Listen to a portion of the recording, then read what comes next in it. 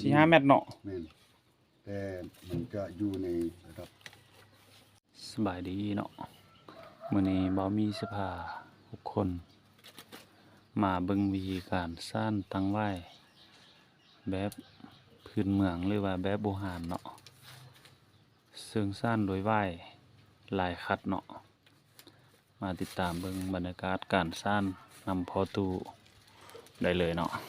นี่กำลังสร้างอยู่ลายคัดนี่เขาเอิ้นลายหยังเนี่ยลายซี่บ่พอตู เขาเอิ้นเป็นลายคัดแต่ ลายคัดเนาะเฮาจะใช้จากอันแถวก็ได้ แม่น ตัวนี้เนาะอันนี้ใช้ซี่เนาะซี่เส้นตัวนี้ก็ใกล้จะสำเร็จแล้วอย่างแต่ตัวมอมนี่พี่น้องอันนี้แม่นเฮือนโครงหางเนาะการสร้างโครงหางตัวนี้นี่การโครงหางประตูกำลังสร้างลายคัดเนาะเฮ็ดโดยไหว้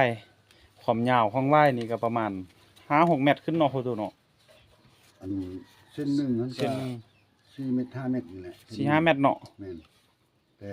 มันจะอยู่ในระดับ4หรือ5เส้น 4 หรือ 5 เซนเนาะ แม่น โอ้หน่วยหนึ่ง90,000กีบราคาส่งเนาะ แม่น คันค่ายเป็นหน่วยเพิ่นจะค่ายหน่วยละแสนกีบถ้าตกเป็นเงินบาทก็จะประมาณ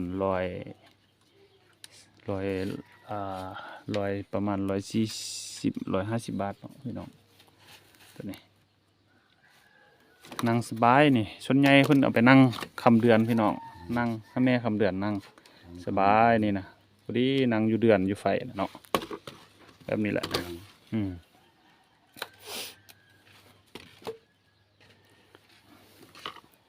ลายหน่วยงามส่วนทางนี้แม่เพิ่นกำลังอันเล่าตีนตั้งเนาะตัวนี้เนาะนี่เฮ็ดโดยไม้สางตัวนี้โดยไม้สางได้ซื้อบ่ตัวนี้ก็ได้แม่สั่งเอาบ่เลือกเฮาไปเอา ไม่สั่งแล้วนะลูกเขาไปเอาอยู่ป้า ได้ไปเอาจากธรรมชาติเองเนาะ แม่น บ่ได้ซื้อนี่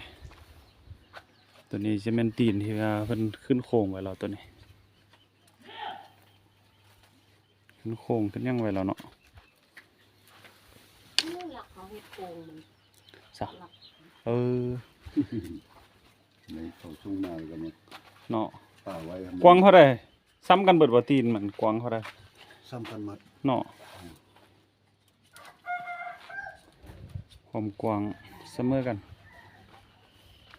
วายเพิ่นได้มาเป็นเส้นแล้วเพิ่นก็จะมาโครงซันเนาะพี่น้องสลักกันเลยสลักกันเฮ็ดให้มันหมุนเนาะหมุนแล้วเพิ่นก็จะตอกเหล็กหรือว่าเอาอันวายหันล็อกเฮ็ดเป็นหมุนๆไว้เนาะนี่หลังจากเอาไปสลักแล้วเพิ่นเอามาขึ้นเป็นแบบนี้ไว้พี่น้องให้มันหมุนแล้วก็ต้องมัดแล้วก็ใส่สว่านเจาะเพื่อเอาตีนใส่เนาะเพื่อเอาตีนใส่แบบนี้เนาะนี่หลังจากนั้นก็ขั้นตอนประกอบโครงหางแล้วก็มาซ่านเนาะนี่โครงหางก่อนได้ตั้งหน่อยนึงก็ใช้เวลาหน่อยนึงประมาณจักนาทีพอซ่านนี่ มันก็เบิ่งว่าคันถ้าว่าเฮาทานแบบที่ว่าสำเร็จหมดนี่สำเร็จแต่หน้าเนาะแต่ว่าแว่นบ่ได้ครอบบริษัทประมาณ11-12หน่วย เสียช่องหน่อยมึงน่ะ ตัวมึง โอ้เพราะว่าเฮาเกี่ยมไม่เบิดเลยเด้เนาะโครงหางมีแต่ซ่านอย่างเดียวน่ะเนาะ มีแต่ซ่านอย่างเดียว ชื่อว่ารายได้มื้อนึงบ่ต่ำกว่า8-9 แสนหรือว่าล้านได้นี่ มีมันก็ได้ไว้โคเฮ็ดให้ เนาะ ได้ไว้ได้ มันช้ามันยากนำวัตถุดิบนี่เนาะ อืม ส่วนประกอบคือว่าให้นี่แหละพี่น้องนี่มาเป็นเส้นเอามาเป็นอันเป็นนี่เห็นบ่คือเพิ่นโครงไว้หั่นเนาะ อันน่ะเด็กน้อยเฮ็ดก้อนมันกับบ่พอ แล้วก็มาจักเป็นเส้นแบบนี้เพิ่นไปแช่น้ำให้มันอ่อนแล้วก็มาซ่านนี่มาเล่าแล้วก็มาซ่านก่อนนี้ได้หน่อยนึงก็บ่ธรรมดาเด้อพี่น้องแต่ว่าประตูเพิ่นสำนาญแล้วเนาะได้มื้อนึง11-12หน่วยนี่ซ่องเท้าเนาะพากันเฮ็ดไม่เท้าเพิ่นเป็นคนเล่าตีนตัวนี้นี่ พอเขาเพิ่นเป็นคนเฮ็ดโครงห้างเฮ็ดตีนมันแล้วเพิ่นก็มาสร้างนี่สนใจก็สั่งซื้อนำเพิ่นได้เด้อติดต่อมาเนาะราคาย่อมเยา คือพวกแก้วเพิ่นเข้ามาเอา โอ้ฮอดบ่แก้วเนาะ นี่ แก้วเวียงจันทน์ยังก็ไปเบิดแล้วเนาะ หมดเลย นี่เพิ่นเฮ็ดไว้นี่หลายพี่น้อง4-50หน่วยบ่พอกันซำนี้พี่น้อง อืม เดี๋ยวนี้เอาไปบ่โหกันคัน บ่โห เข้าตลาดทำน่ะ เน้อ เข้าประจำนะโอ้มาลาดเอาอยู่บนตังหลักบรรทนาเนี่ย แม่ค้าไปรัดระเบิด นี่ได้รอบคันเดียวเลยมาบ่ให้เลย โอ้สุดยอดพี่น้องเป็นรายได้หลักของครอบครัวเนาะในการเฮ็ดตังเฮาเฮ็ดมานี่ได้ประมาณจักปีละ โอ้เลยไล่กว่า10 ปีเลย โอ้หลาย10ปีเนาะเฮ็ดเป็นอาชีพเลี้ยงชีพมานี่หลาย10ปีแล้วเนาะในการ เท่านี้เราอยู่นำเมียเตอร์เราก็เฮ็ดตั้งแต่กี่มาเราเมียมาอยู่นี่ได้ตั้งแต่ปี77 77เนาะอืม เราก็เฮ็ด ตะกี้ไหว้บ่อื่นมันก็ ตะกี้ไหว้บ่อึด นั่นเนาะเดี๋ยวนี้เฮากินไหว้กินกับอันไหว้เฮาตำแจ่วกับไหว้นี่คนละอันบ่ อันเดียวกันนี่ อันเดียวเฮาเบิดน้ำเฮากินไหว้หั่นเนาะ เอาไปตำแจ่วเบิด ยอดมัน